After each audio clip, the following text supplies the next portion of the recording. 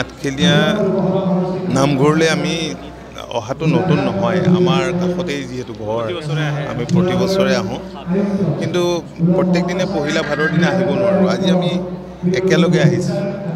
আঠখেলীয়া এই পবিত্ৰ মন্দিৰভাগ সজাই পৰাই তুলিছে স্থানীয় বিধায়কগৰাকীয়ে, এই ক্ষেত্ৰত আগভাগ লৈছে। বাকী আমি সকলো আছোঁ, ভাল লাগিছে, এটা সুকীয়া আধ্যাত্মিক পৰিৱেশ। আমি ভগৱানৰ ওচৰত প্ৰাৰ্থনা জনাইছোঁ ৰাইজৰ মংগলৰ বাবে। ৰাজ্যৰ বিভিন্ন প্ৰান্তৰ লোকৰ ইয়াত সমাগম ঘটে। পবিত্ৰ ভাদ মাহত ৰাজ্যখনৰ বিভিন্ন প্ৰান্তৰ ইয়ালৈ ভক্ত আহে, এটা সুকীয়া পৰিৱেশ বিৰাজ কৰে।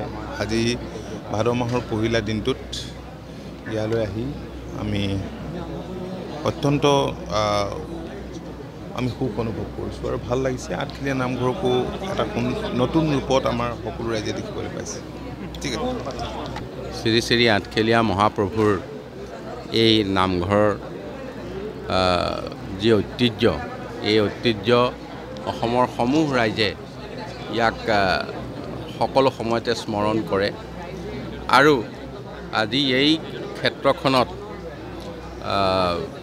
বিশেষকৈ ইয়াৰ সন্মানীয় বিধায়িকা তথা মন্ত্ৰী অজন্তা নেওগ বাইদেৱে ইয়াৰ মূল চালিকা হিচাপে গোটেই বিষয়টোৰ হাত ধৰিছে আৰু মুখ্য পৃষ্ঠপোষকতা কৰিছে আমাৰ মাননীয় মুখ্যমন্ত্ৰী ডক্টৰ হিমন্ত বিশ্ব শৰ্মা ডাঙৰীয়াই।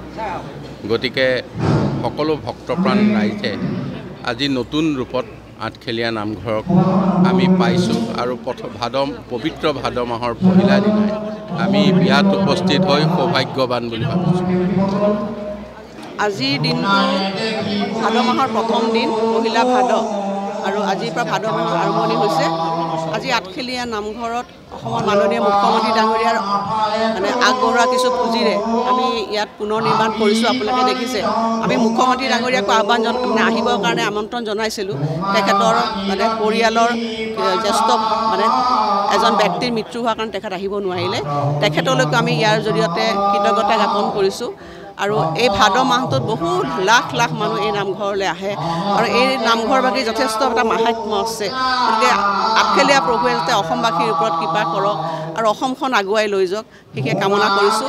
আৰু মই আশা কৰিছোঁ যে এই আস্থা সদায় যুগ যুগ ধৰি অটুট থাকক।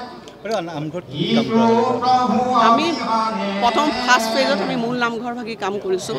আমাৰ এইটো প্ৰসাদ গৃহ, তাৰ কাম কৰিছোঁ আৰু অতিথিশালা নিৰ্মাণ কৰিছোঁ। আৰু ছেকেণ্ড ফেজতো আমাৰ কিছু কাম কৰিব লগা আছে।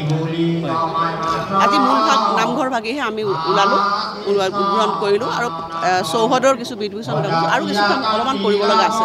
সেইখিনি ছেকেণ্ড ফেজত হ'লে সমাপ্ত হ'ব। চাকি জ্বলাম একেলগে আৰু সতীৰ্থসকল আহি আছে।